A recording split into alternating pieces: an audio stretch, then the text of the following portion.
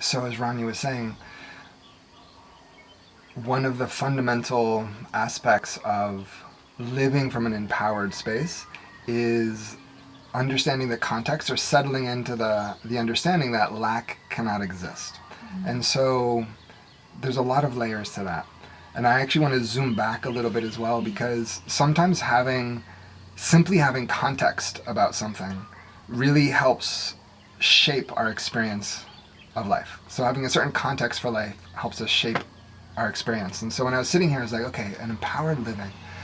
What is empowered living? Like, there's so many aspects to empowered living. You know, there's tips, there's techniques, there's manifestation, there's beingness. And it really, empowered living to me is that I'm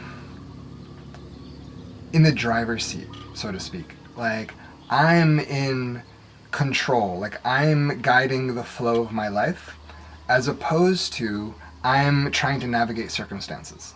Like, growing up, I absolutely was taught, like most of us were in the society, that there's this external world we're learning to navigate, and like very early we learn if we do something, we don't get a positive response, and if we do something else, we get a positive response. And so very quickly our behavior is shaped to like navigate circumstances. And so we've learned to take our cue, so to speak, to gauge who we are and how we are, our worthiness, our value, our success, by what these circumstances look like. And so I want to say one of the fundamental keys to empowered living is to start to extract our focus from the circumstances and instead focus more on what we want. And that's tapping into the creation ability that we are. Because when we're looking at our circumstances, we've been taught to live like almost backwards. Like that we're putting the cart before the horse, using that analogy. Because if we're looking at our circumstances, say I'm looking at my bank account, and I'm like, wow, say if there was not a lot of money in there, and then I can define that any way I want. But collectively I might be like, wow, there's not a lot of money in there. I guess I don't feel very, like, man, I'm not very successful. Like, maybe like my partner won't be excited about this. My parents won't approve of me. And so then I gauge how I feel based on my circumstance. And then I feel kind of bad, and then I might see something else, then I might get fired from my job, and then I'm like, oh man, I'm a total loser. And then things start to snowball, and then it snowballs. However, if I start to extract my focus on the circumstances and choose to feel how I want to feel, and realize that life actually takes its cue from me. It's the vibrational state of being that life then shapes itself around. It's, as opposed to us being a little pawn in a big world, we're actually the star in our own reality TV show. We're the star in our own movie. And life is always looking at us. The director of life is always looking at us and being like, oh, what do they want today?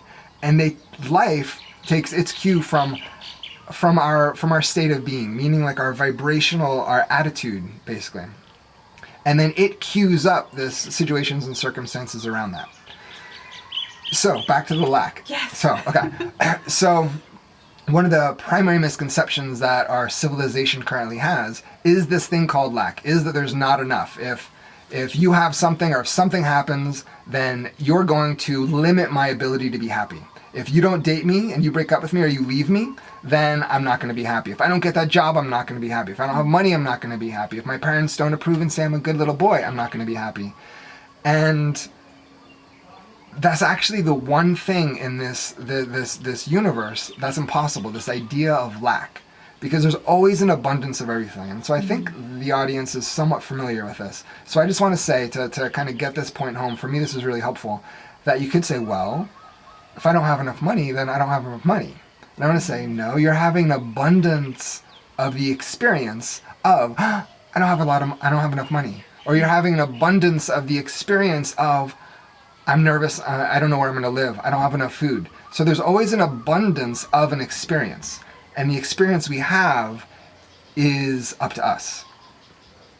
And so with this, we can see that even the experience of perceived lack confirms abundance. So taking the example of the not enough money experience, for example. So this again is about how life takes its cues from us for what to deliver into our experience. So for example, if you are having the experience, I don't have enough money, then from the perspective of infinity, from the perspective of life itself, life kind of listens to that and says, okay, well, there is plenty of money in the world, there's plenty of money to be experienced, but this guy is saying that he wants to have the experience of not enough money. So from abundance, life then delivers to you an experience of lack of money. But it's still a reflection of the total abundance and possibilities of life. You're completely supported in your lack belief, and life reflects that to you.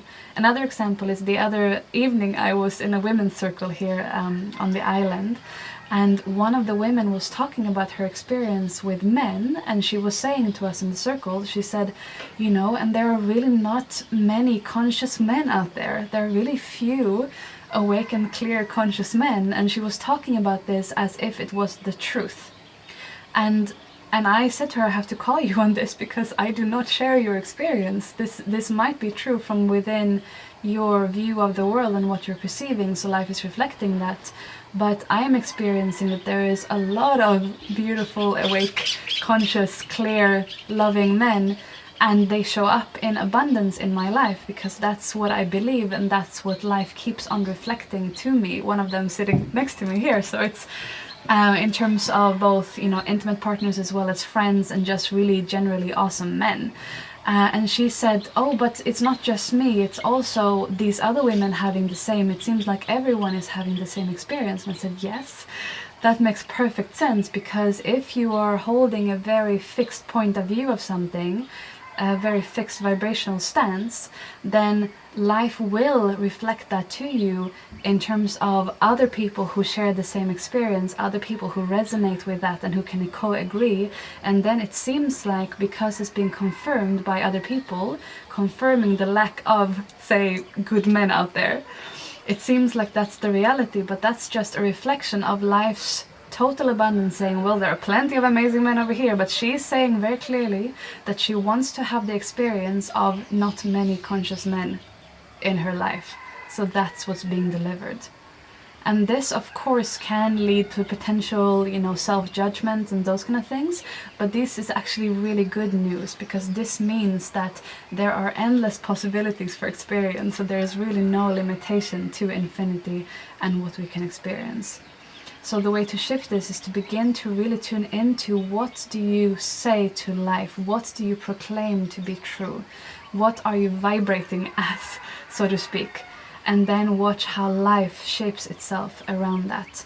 And there might be a bit of a time gap, or there's pretty much always a bit of a time gap between you shifting into a new frequency and a new belief that you are living from, and it actually manifesting physically, so to speak, in your life.